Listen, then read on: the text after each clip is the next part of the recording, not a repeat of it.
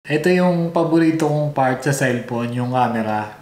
Nung una kasi, ang gusto natin, bibili tayo ng magandang cellphone na mayroong camera. Pero ngayon, ang gusto na natin, bibili na tayo ng magandang camera na mayroong cellphone.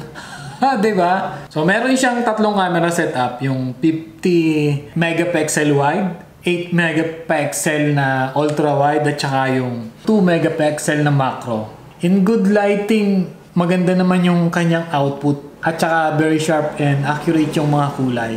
It doesn't go overboard with color saturation naman, which is a plus point in my book. So sa indoor, nag-a-adjust naman siya in different lighting condition. Pero kapag bumaba na yung araw, syempre low light na, dun siya medyo struggle. So hindi siya ideal for night photography kasi yung output niya very grainy at saka blurry kahit naka-night yung settings mo.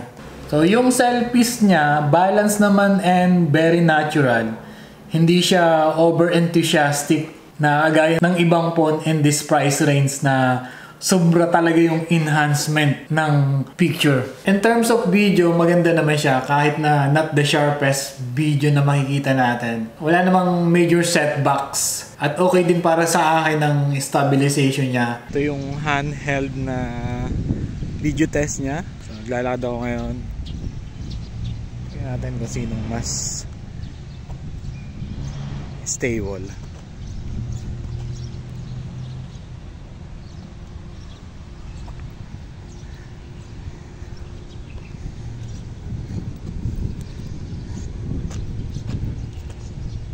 Hi, Dugi. Ito naman pang nagpaning tayo. Pero pagdating talaga dun sa low light, medyo struggle siya dun.